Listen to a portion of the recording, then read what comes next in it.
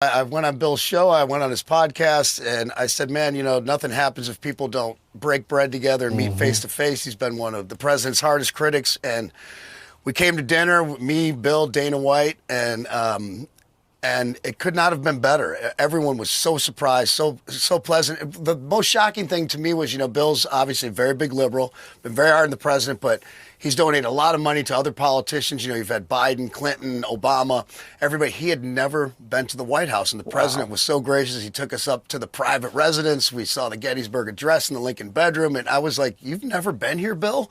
And I was like, how about this? President Trump, extending this olive branch, and we talked about things we had in common, ending wokeness, securing the border.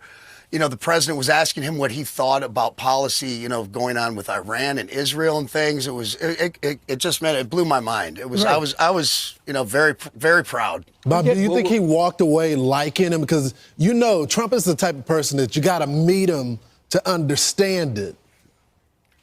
100%. Me and Dana both said there's never been that's ever met the president in any scenario that's walked away without saying wow, what a great guy. He's so funny, so engaging. He's so smart.